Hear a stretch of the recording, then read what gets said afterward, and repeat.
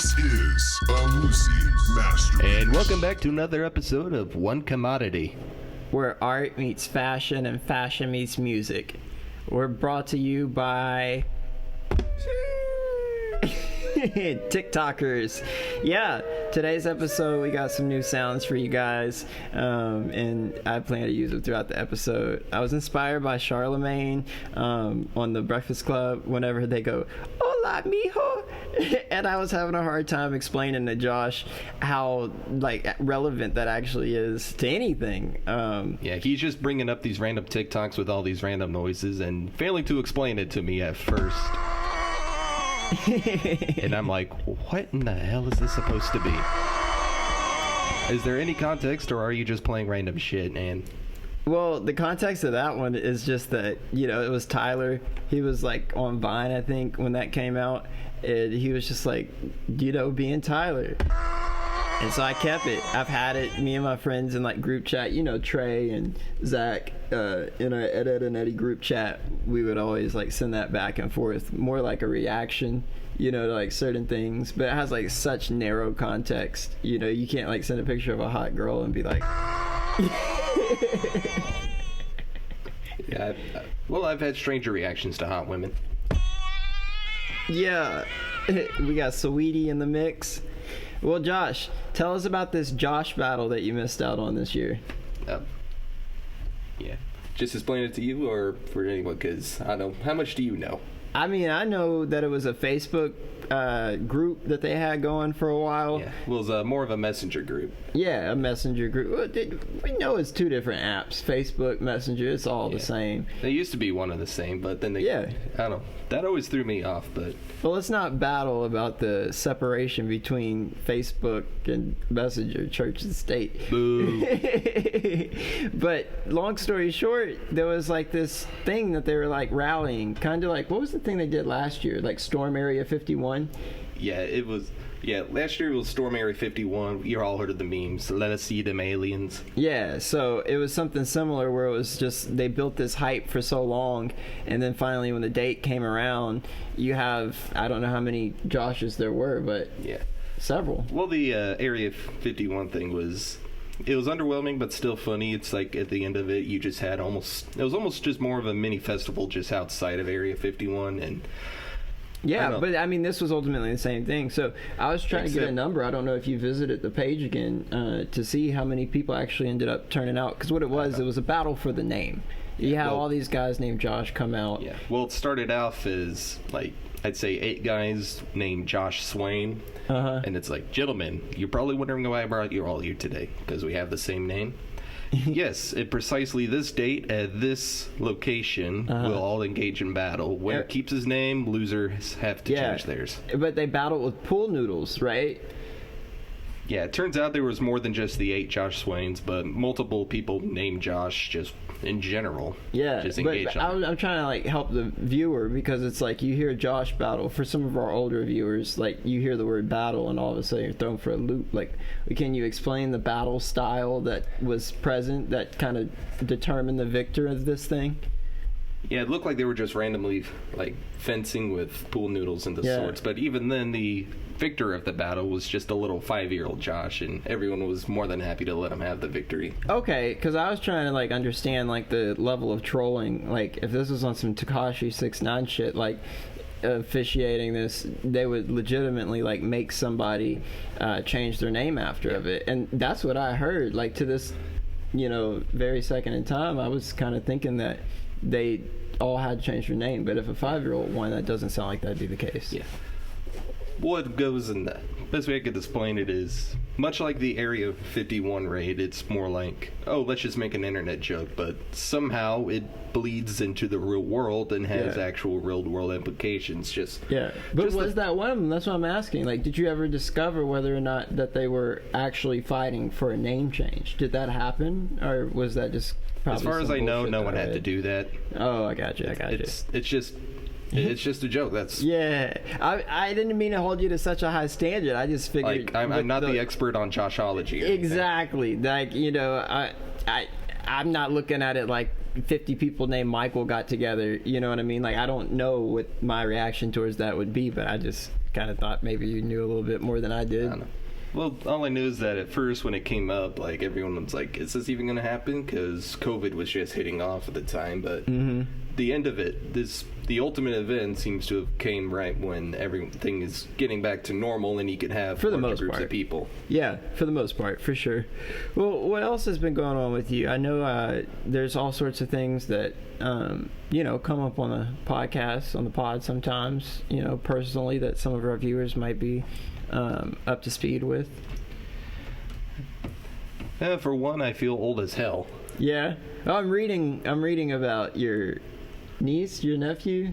Well, because a couple things happened that put a few gray hairs on me. One is I just turned 29, and the other is that my little sister and her husband, you probably could have saved that for a little later, just announced their baby, so I am going to be an official uncle. Yeah. Nice.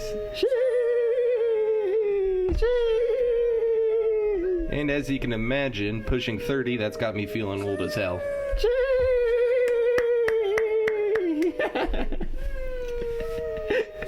I feel no older than I was. I spent an hour today. First of all, congratulations. For real.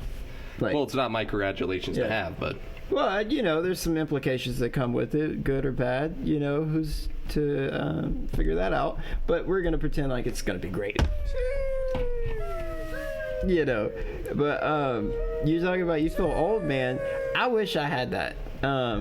Because I need to feel old. Right now, I'm sitting in this knee.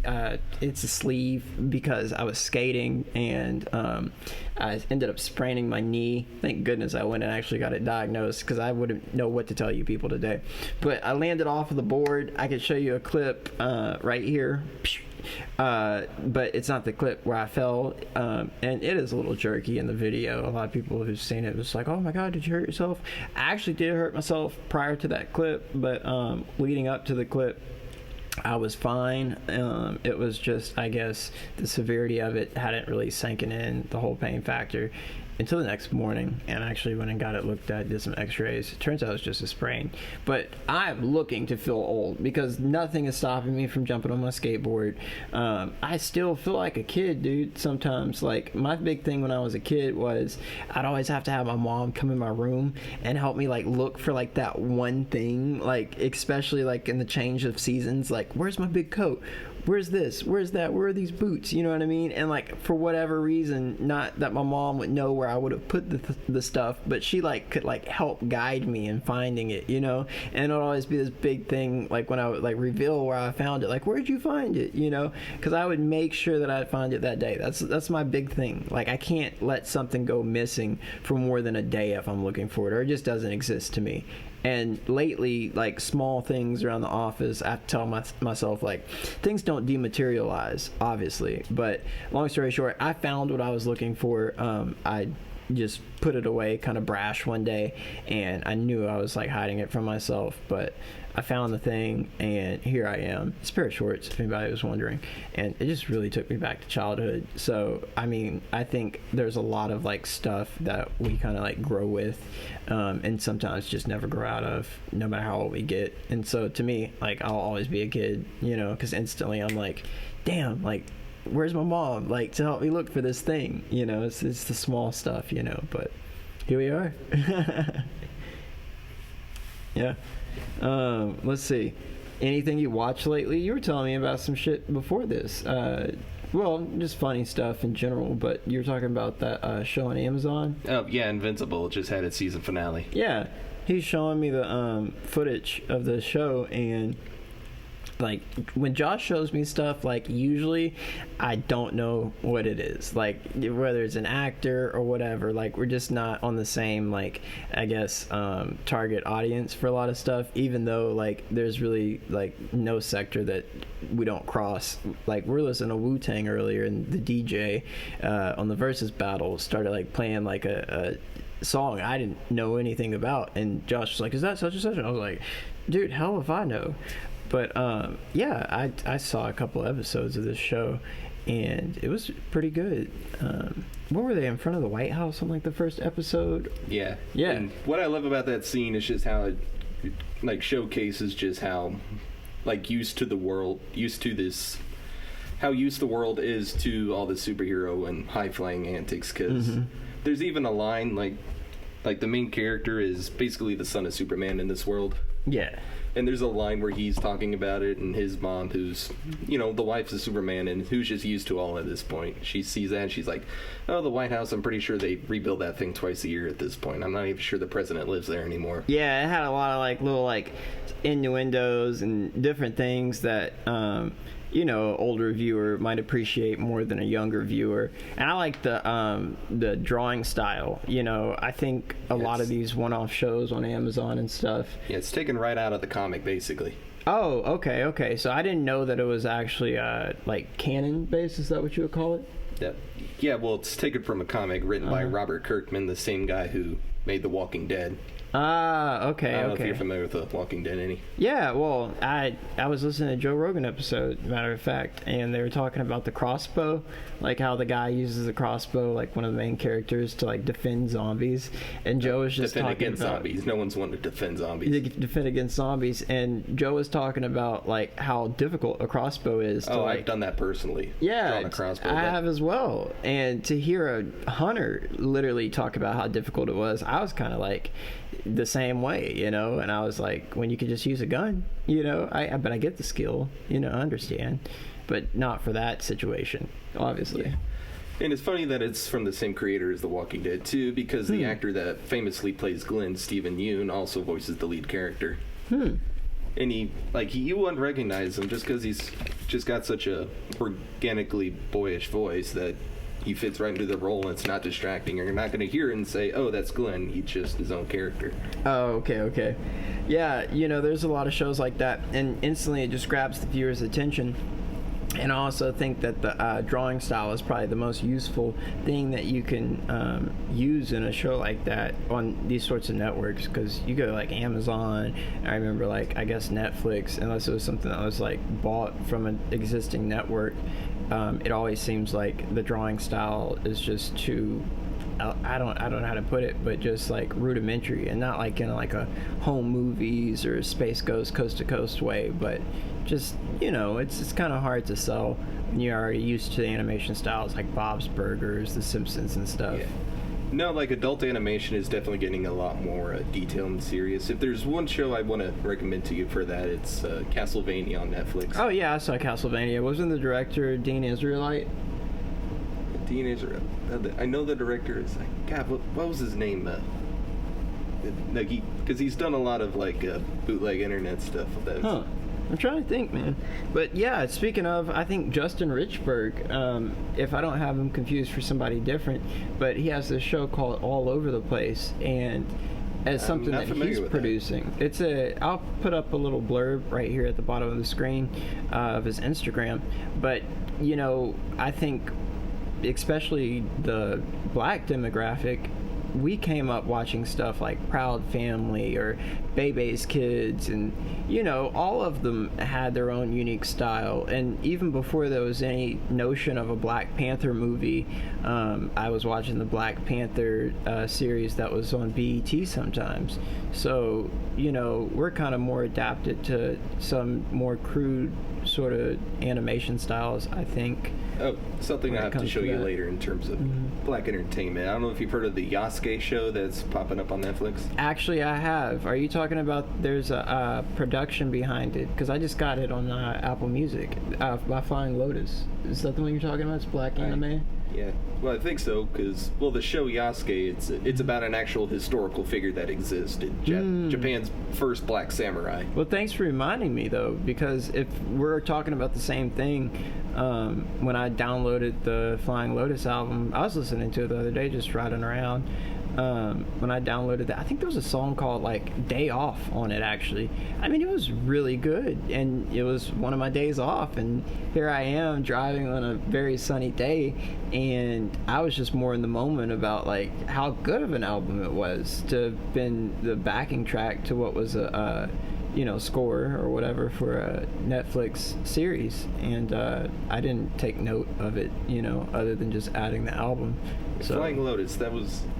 I think there was a music video with them. It was with Anderson .Paak, and the animation was done by the guy that did Cowboy Bebop. No, I know which one you're talking about. It's been a minute. To me, Flying Lotus is kind of like on the same wave of, what would you call it? Like the electronic dance music scene, Yeah, that music video definitely had that vibe to it. Yeah, that's kind of what I'm getting out of it. And just to see a group like that resurface, not that they're electronic dance music, but, it's going to bring that kind of audience out to a show like that. Speaking of the creator of Bebop, there's one show that I feel was almost made for you. I don't know if you ever heard of Carol and Tuesday. Nah, I haven't. It's an anime from the same creator, but it's a music. It's basically in the future where humans have colonized Mars, and a lot of entertainment is basically like AI made. It's about two girls from very different backgrounds. A rich white girl and a working class black girl just finding each other and starting off a music career together organically. Oh, dude. No, that sounds good. Sounds good. That's like an animated, I forget what show that was, with The Get Down, that had Jaden Smith on it. Usually I'm the guy that likes to think of something and not get there, but when you put me on the camera like this, it's a little bit different. Yeah. So I've seen bits and pieces of Carol and Tuesday, but I've heard a lot of the soundtrack. The soundtrack is beautiful. I see our flash just went off, but we actually have this Bluetooth today using AirPlay on the monitors that we have here. So I think one of the biggest difficulties of doing a podcast sometimes when you're incorporating the video element into it. Josh, will you actually pass me that light? This one? Yeah. One of the biggest difficulties is just trying to make sure that your video source never goes out while you're recording or anything.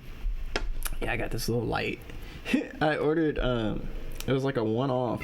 You would have thought it'd be easier to get a light like this like in a multi-pack, and they come with those little I don't know what type of battery that would be, but it was like a CZR32 or something. They're actually pretty popular. I found them at IKEA as well, but I ordered the light from Wish and the batteries from Amazon.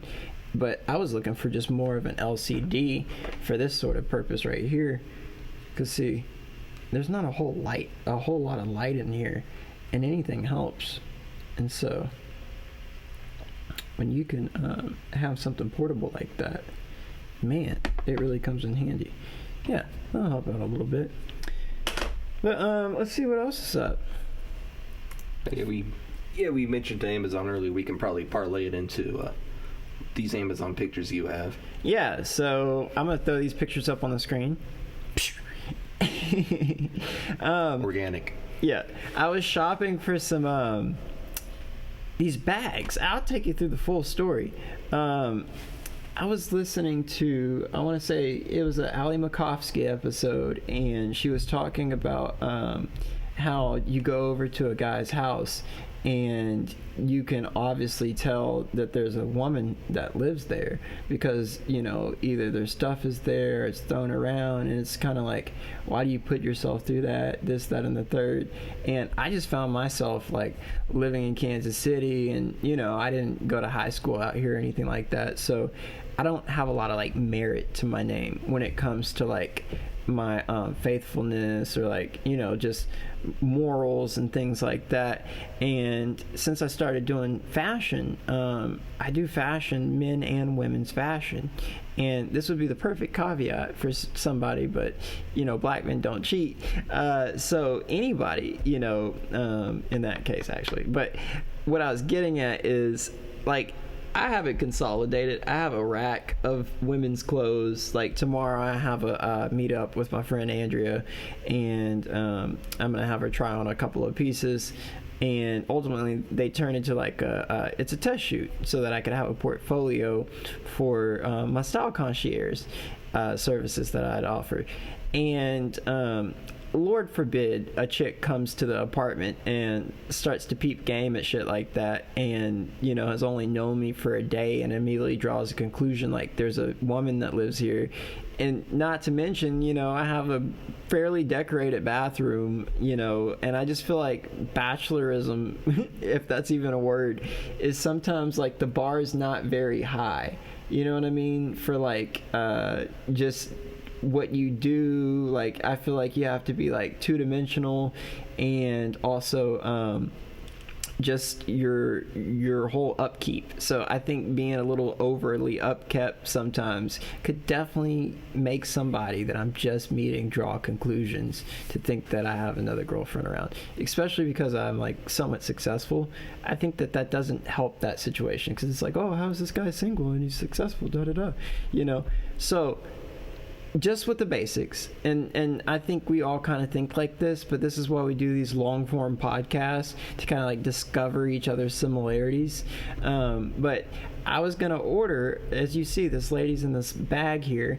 I was gonna order a big ass what would you call it, laundry bag, and so they had like nylon ones and different things.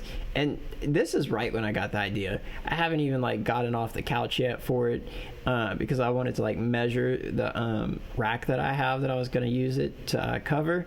And this one says 40 by 50 inches. I actually later saw that they held it up next to like a tape measure, and it was only like 21 inches across. So I'm glad I actually got up and measured it. But if anybody needs a good idea of concealing or covering something, I think some people are using them for like car seat covers when they go to the airport, or else they'd be stuck just carrying car seats. I mean, it's the little things, especially now we have Amazon. I think it leads to just more sophisticated methods of getting around town and traveling and stuff. So apparently they're heavy duty, you can fit in them. And I just find it hilarious that when you go on Amazon, there's always these gems in the reviews, and they rarely get shared. Somebody else here, I thought this was another Amazon review, because they'll go into like long detail about like what they used it for. Yeah, we went to the park, we had the kids at the zoo, and I'm a retired this, that, and the third, and so this is really good for me. But this is a whole nother story right here. I thought we were at the end of our little cue points, but you asked me about this one, Josh. I don't mean to just take the mic over, but you were asking me about what did you think it was? Somebody like cooking in their dorm? Nah. So yeah, earlier we have a shared note that we put ideas in for our podcast, and this one here was about engineer, and he's also an organic chemist, and he holds a explosives permit to handle and synthesize high explosives. And I stumbled across this from just homebrew ways of making explosions.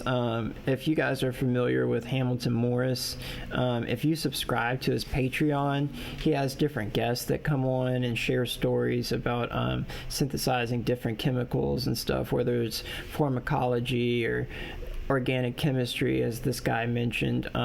It's all these different people that belong to this powerhouse of ideas, and it's a very narrow sort of path to embark on, because even though we've had video camera phones and stuff, they're still fairly recent, but 15 years about now, people haven't really been sharing things such as this on YouTube, mainly because I guess most chemists in particular don't really find the need to slow down and take a picture as they're synthesizing whatever it may be, just to understand the molecular structure of like boron and what that looks like as it's being synthesized, and what Hamilton is starting to discuss is how you should, and what textbooks are available and things like that, where you can actually see the step-by-step things in the textbook besides just the molecular structures and stuff like that.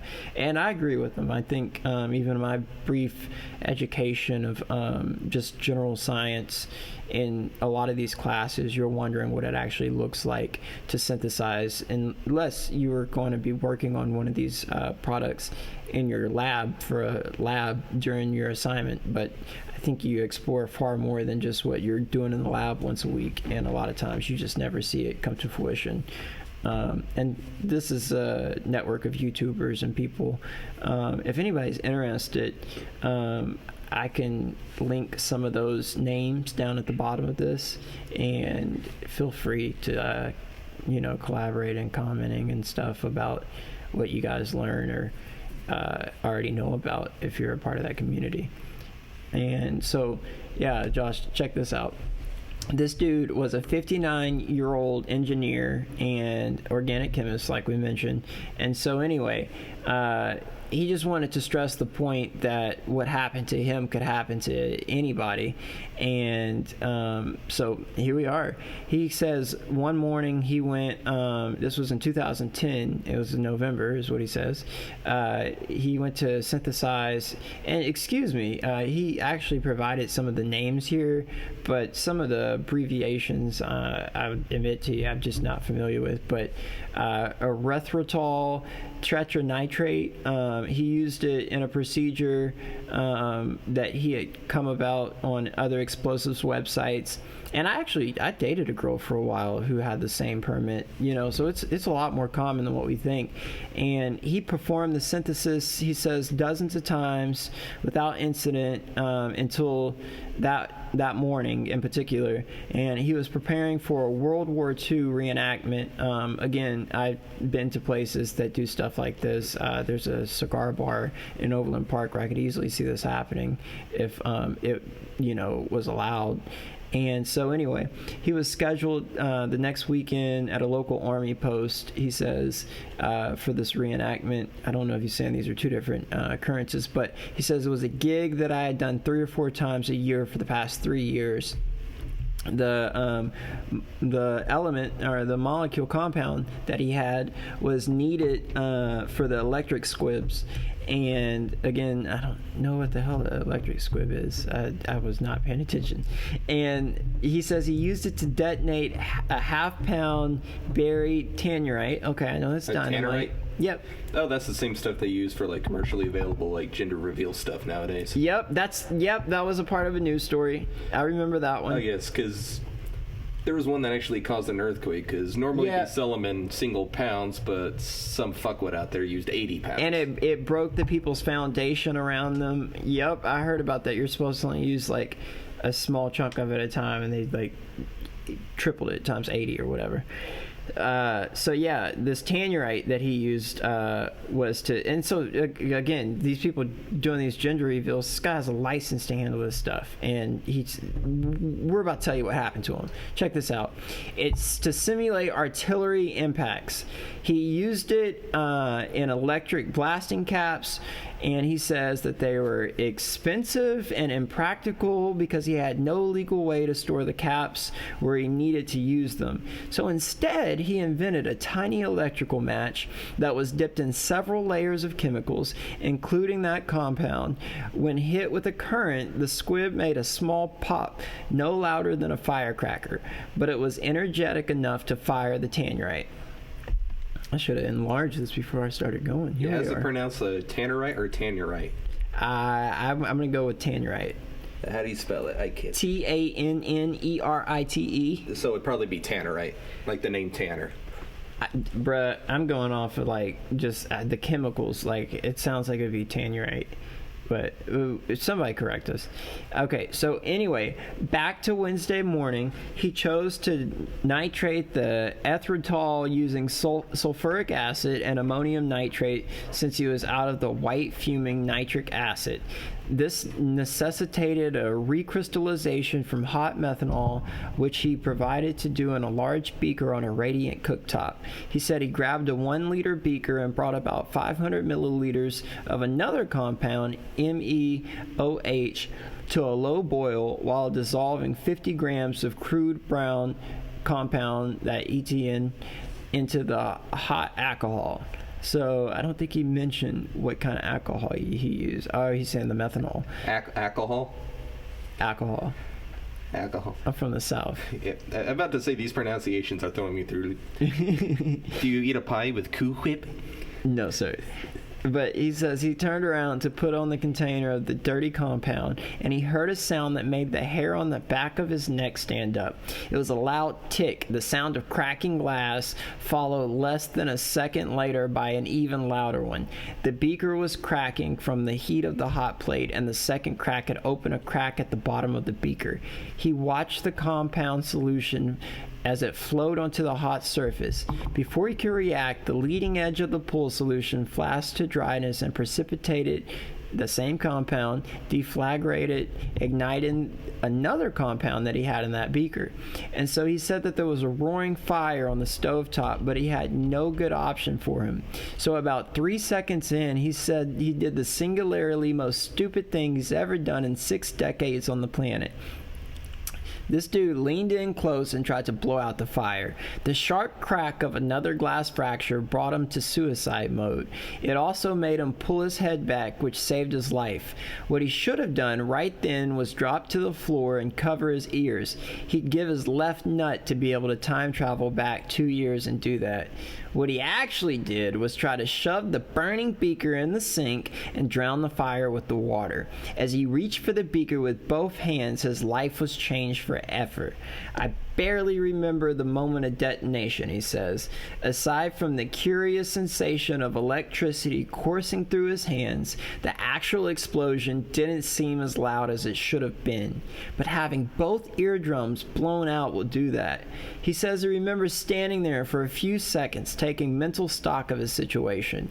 Not really sure what had happened, because he knew that what was left of his hearing was coming back. He began to hear a strange sound that reminded him of the sound of a water hose when the stream hits the concrete. Oh shit. Sort of a splopping sound. I've never heard of splopping. I know what a plopping sound is, but a splopping sound. He raised his left arm and discovered the source of what was making the strange sound. Let's see. I was trying to check to see what our video is looking like. Yeah, do you have a length counter yet? What's that? All right, we're on 42 minutes. Yeah, we're good. All right.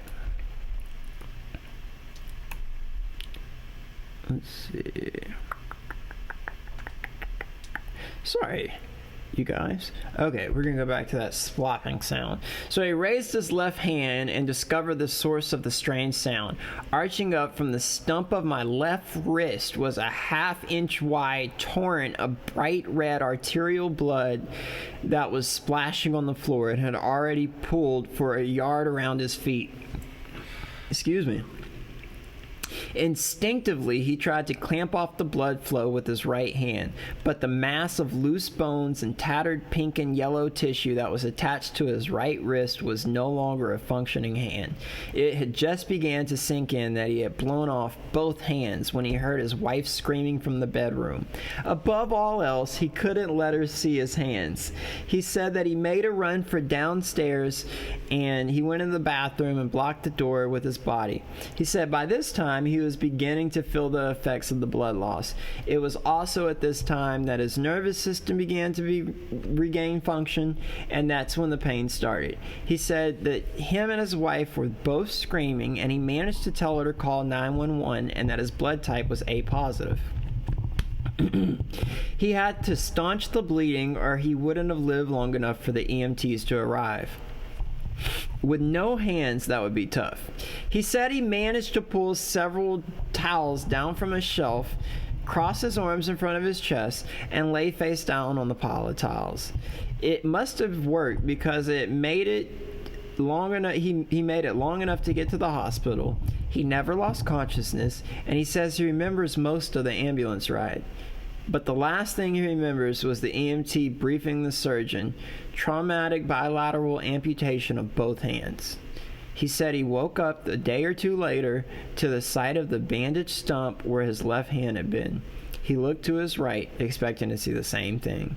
What he saw instead was a miracle. Instead of a slim tapered bandage, his right arm terminated into a huge bulbous blood-soaked bandage.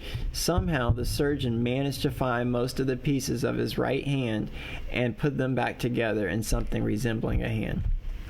15 surgeries later, he said he's still getting his life together. He wears a prosthetic left hand. actually a steel hook, and he said he lost the tips of 2 fingers on his right hand. He sustained a degloving injury to his right thumb. Nothing but bone and tendon was left. He said he had been given 2 options, amputation or a lengthy, painful reconstruction. He chose the latter. In order to regrow the tissue on his thumb, it was implanted into his abdomen for 2 months.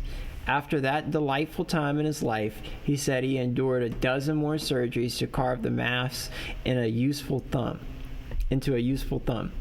He said his life will never be the same. He said, think of his accident while you make the energetic materials listed here. He said he's not going to tell you to not experiment with them, but he's just asking you to be careful. He said that he doesn't want anybody's wife to be handed their husband's wedding ring after a fireman found it embedded in the ceiling. Hey, that's getting into the microphone. Yeah. And so he says he doesn't want anybody's wife to be handed their husband's wedding ring after a fireman found it embedded into the ceiling. So he says, how does one wrap their head around something like that? He says, by the way, the cause of the accident turned out to be a Chinese knockoff beaker that he bought at a kitchen store earlier that year. The Pyrex logo on the other side, I can't see what that says, but when he read the logo, instead of it saying Pyrex, it said Pyrox. And he said that it had a tiny made in China text at the bottom. And he said instead of it being Pyrex borosilicate glass, it was a cheap soda lime glass that couldn't stand up to heating. He said he never noticed the difference. He says, please be careful. Yeah. So that was a hell of a scroll. Yeah, that was intense.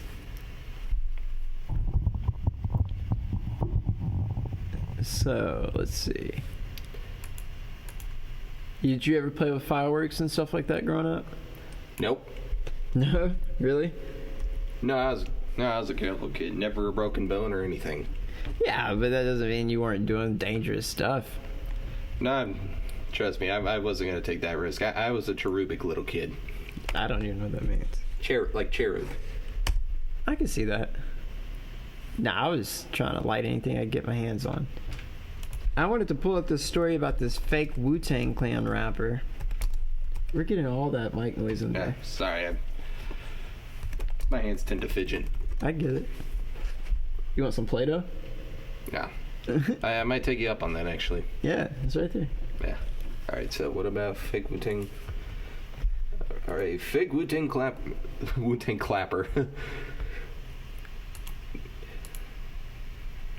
All right, so yeah, you got these people out here faking like they're in the Wu-Tang Clan. All right, so what's the headline again? If you could scroll back up to it. All right, second. Okay, so there's been a first one. Second fake Wu-Tang Clan rapper gets 8 years in prison for scamming over $100K in luxury hotels and recording studios. Damn. You think he's using those PPP loans? I don't know. So is it like, oh hey, I'm part of a Wu-Tang Clan, and they just hand them everything without checking their shit? Nah, it sounds like to me he's just like going to these recording studios and like he's going to the recording studios and places where they think that he would be to just run up cards and stuff. Is he running it up on their accounts, you think? I doubt that, but I feel like it would just be more of like, hey, I'm the 12th member of Wu-Tang Clan, you know, the Giza, like, you know, whatever. And it's like, there's too many to count. Yeah, I believe people don't know. Just charge it to the Wu-Tang Clan account. Yeah. Charge it to their account. And I'm sure that there's probably some fan out there, somebody who's familiar with them that, you know, cracked down on them and figured it out. So right here, a Georgia man who posed as a member of the hip-hop group Wu-Tang Clan scammed more than $100,000 from recording studios, luxury hotels, and a limousine company. It said he'd been sentenced to more than 8 years behind... Stop, Josh. You're messing with my microphone. Yeah. To be sentenced to more than 8 years behind, federal authorities said Thursday. Walker Washington, 53, was one of the 2 rappers running the elaborate scam, which was unraveled in November 2019 after hotel workers in Augusta called the police to report a group that had walked out on a $39,000 tab. Damn. Okay, this is a hell of a name. Co-defendant Aaron Barnes Burpo. A 29-year-old Florida man. Of course he is. Yeah. Aaron Barnes Burpo. Shout out to Florida Man. So the imposters were also told their victims that they were affiliated with the production company Rock Nation and that they recruited homeless people to work as their bodyguards, according to the prosecutors. They said the two Flim Flam artists and their phony entourage. Flim Flam. I haven't heard somebody say Flim Flam in a long time. Did a boomerang dish? It's just a bunch of Flim Flam. The Flim Flam artists. The two Flim Flam artists and their phony entourage lived large for several weeks by scamming people. That's all kinds of messed up. Oh, look, I didn't even think about that. This, and now here I am, Jack with my own microphone. So it's like right there. But bam. All right. Let's see. Yeah, we got us a show here. Oh, I also wanted to bring up Carl Hart's program. He doesn't have a program, but he might. I don't know. But I was just going to tell you guys about this thing that he's talking about. He's been talking about how there might be a case for legalizing heroin. I'm going to put this graphic up on the screen from this link because this is a really cool picture. Well, that's been a matter of discussion for a while of decriminalizing all the drugs, and instead of treating it as a crime, treating it as, a health crisis in need of treating as such. Yeah, and Carl Hart is pretty much saying that there's room for recreational use of these things, and he's a scientist at Columbia University, and I think also he's very charismatic, the way that he talks about some of these things, and it's garnering a lot of attention. He was on Joe Rogan's show recently. He's been brought up several times in Hamilton Morris's podcast that I subscribe to on Patreon, and I think that I want to check out the book. So this article here, I'd be able to link the book as well, because I'm sure it's an interesting read. But it's kind of a dark rabbit hole to go down. I guess just when most people think of drugs and stuff like that, they, gravitate towards the most drastic sort of unconscious state that people tend to go into and things like that. But I think that the whole idea behind, vindicating those people is just the ability to kind of address other issues at hand, whether it's a divorce, losing your home or something like that. And it was like how I was going to say the other day, a lot of Christians will bring up this idea that the devil is present in every situation that's not in your favor. Like we had a situation in the basement recently, and I had caught myself having to deal with it on my lunch break. And one of my coworkers, who actually just so happened to be dealing with the same thing, kind of like overheard it, and we had already been having a pretty spiritual conversation at the time. And I mentioned, that example right there. The devil's not in the basement. The devil is present in the way that we talk on the phone or we try and handle the situation. So I think that oftentimes people use drugs the same way, when in reality you're just adding this vice to this situation that's already negative, and then when you use the drugs, it exacerbates the situation if you're not using it as some sort of legitimate coping mechanism and legitimately saying, okay, I'm going to dose myself with this much, or but to go into someone's uneducated world of pharmacology and just already limited education, to have been in a situation most of the time to overdose in ways like this, on that lower income side of things, I think that we are very quick to blame the drug at hand instead of completely looking at the systematic issues of what's going on with that person and how they're dealing with it, and letting a devil into their life. Does that make sense? It kind of. I don't know. It's a weird thing because a lot more people are taking more progressive stances in terms of how to address the drug problem, and it's kind of funny you mentioned the devil, because that just reminds me of it's from a few years back. There's a South Park episode where they actually have one of the more interesting and nuanced breakdowns of addiction in general.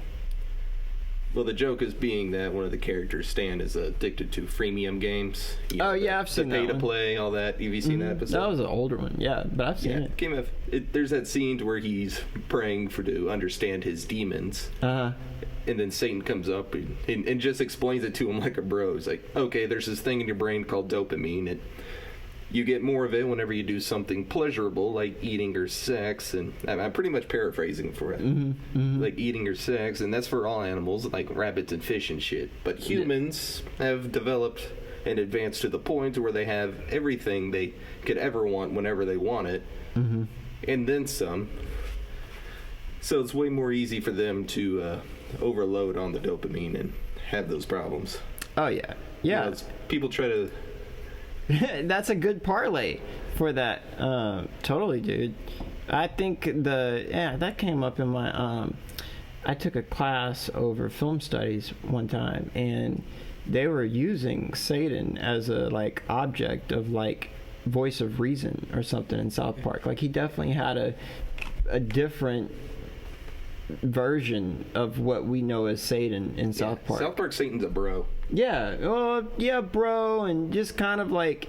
He's just a dude who messed up and he's just looking to be happy. He would have a notion of like how you just said, he would put things into perspective, and it was just kind of like, if you were to omit the idea that he took over heaven or whatever, and just if you were to make Satan as an equal almost without the actual performance enhancement that God has. Like it would be like Satan without HGH or without any sort of like, I'm going to make you a victim. He was just a present figure that would just go around and just kind of, push people in a direction that they might not have thought of, but it was never looked at as evil. And I think that the writers were very smart about that. That's definitely a Church of Satan thing. They're not the first one to take that approach of saying, I don't know if you ever heard of Paradise Lost. It's a better known literary work that sort of takes the fall of Satan from Satan's perspective. And okay, yeah. And so I never went in...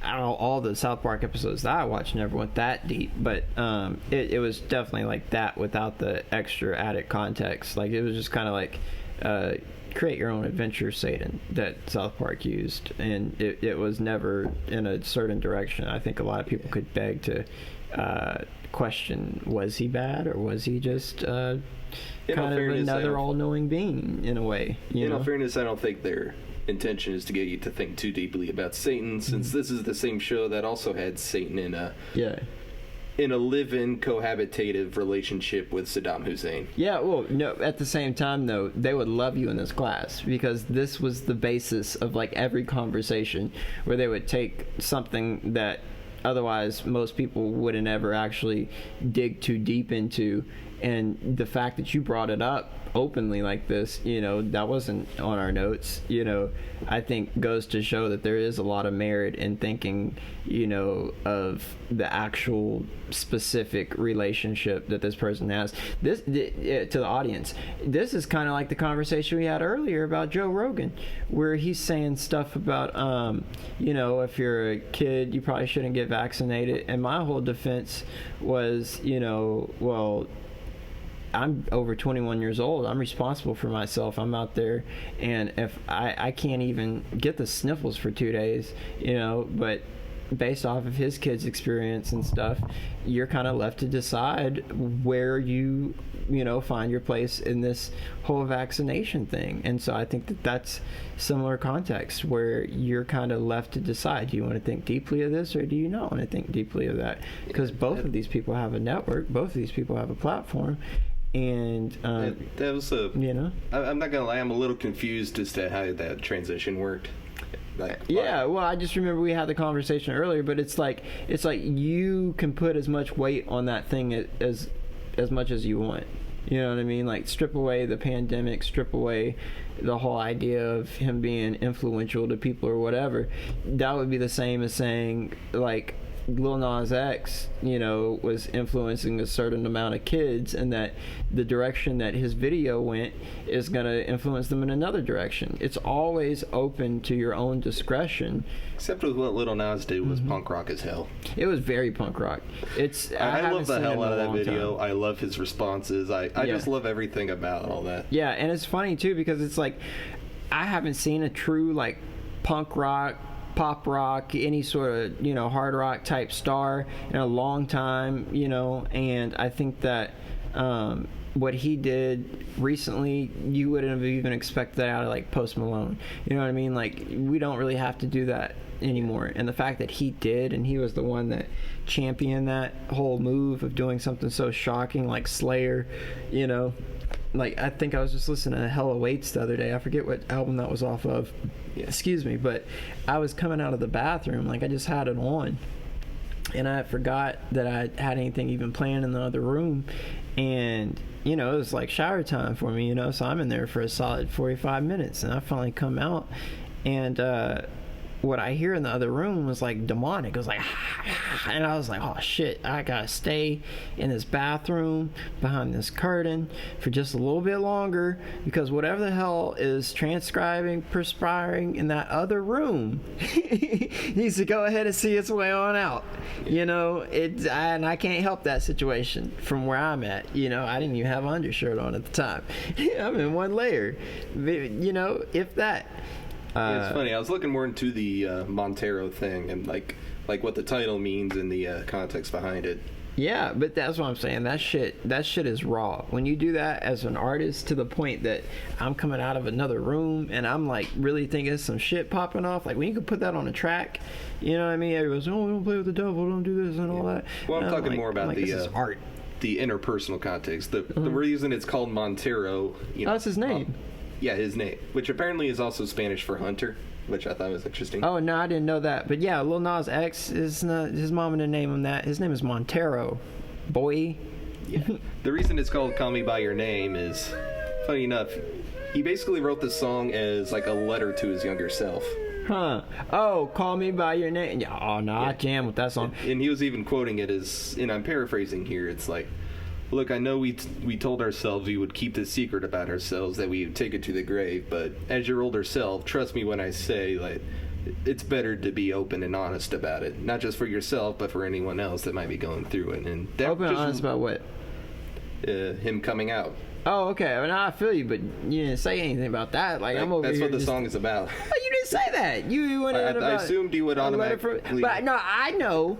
But I'm saying like the audience wouldn't know that. Like some would, a lot would. But like we just laid the whole thing out about the devil video. Yes, we're talking rock and roll. Yes, for the audience, we were talking about the song and music video in which he lets his rainbow flag fly, as much as metaphorically speaking. I didn't know that was supposed to be a gay video. I just saw some gay stuff. Dude, if you see the video, that is... But I didn't know it was, like, I didn't know it's supposed to be labeled as a gay video. Like, I was just like, I think now mainstream culture is so diverse that if you see something gay, it's not like immediately like labeled as a gay video. Like, oh, this is him coming out the closet. Oh, this is that, because he'd already been out the closet. He's been out. Yeah, he's been out for a while. But this is like his ultimate, like, condemning all those that. That's another video. Oh, wait. Because there was two videos that came out. There was the one, Call Me By Your Name, but Montero was different. That was the one when he's walking through the forest, and it was like, it wasn't even gay, it was him. It was two of him. And then he kisses himself. About to say, Montero and Call Me By, they're the same song. Okay, well, I got it fucked up. There's two songs out right now. One is where he does the lap dance on Satan. Yep. And then there's another one, unless this is just the beginning and it changes some different shit. Yeah, about to say the Montero video, it does have some transitions. Yeah. It starts with him basically with the snake in the Garden of Eden. Yeah. And then he sees himself, and it was like, but that's what I'm saying. Like the CGI shit right now that we're on is like a whole nother level of stuff. Oh no, that video is creative. Whoever made that video needs to direct the next Avatar. Like that's all I gotta say. Like that shit was better than Avatar 1. Like the way like they had like cuts on his lips and shit. To see black people like as fucking elves and stuff like that is phenomenal. You know what I mean? like you don't see that all the time. That was on some like what's the movie with Bruce Willis and shit and Chris Tucker? You know, talking Fifth Element shit. You know what I'm saying? Like that was some real shit right there. Yeah. Also, I just like the fact that, hey, you see I'm going to hell? Sure, I'll go to hell. I'll ride a stripper pole down to hell, too. Fuck Satan. Just like that. Literally, fuck Satan. You already know. And then kill him and then take his crown and rule hell yourself. Yeah. We ain't down with that Satan shit in this bitch. But we appreciate good art. And I think that's about it. That's our episode, y'all. You know, I appreciate y'all coming. I'd say it checks out. Yeah, I appreciate y'all coming back after our hiatus. Also, I just wanted to tell people, go to this website. It's a commercial website, but check it out. This is the last story, but I don't want to keep y'all for too long. www.nj.com. I think that's newjersey.com, but just nj.com/coronavirus 2021. Put that shit in Google, and it's something about this grant for small businesses. I like to use our platform as a big notepad for everybody, kind of know what's going on. And oh yeah, shout out to Houston. I'm working with some artists on some new projects. We're launching some NFTs, non-fungible tokens, for y'all that don't know. It's like a sports card. It's limited edition. We got some in the studio right now behind Josh. Josh, go ahead and lean up the view a little bit. Yeah, we got them right there. I got one right here. So I'll give you guys more information about those. Pretty much what this one is, it's a lyric card, and they're going to be marked, you know, as a certain limited set. And so you can either A, buy the set, you know, or you could B, just buy just one print. But the set is going to be where your big ticket is, because as this NFT starts to grow, you would probably want to be the main owner of your own set of this NFT. So if you ain't on the NFT shit yet, go ahead, look that up. I can't tell y'all all about it in the short amount of time that we have this evening. It's been a busy weekend. I've been working with the people out of Houston, and we're back for our first episode since the pandemic has started, and we hope y'all are all staying safe. The numbers are dropping, but still be safe. You know what I mean? Graduation's coming up. Try not to drink out the punch bowl if you see somebody over there looking sick. And y'all stay blessed. All right.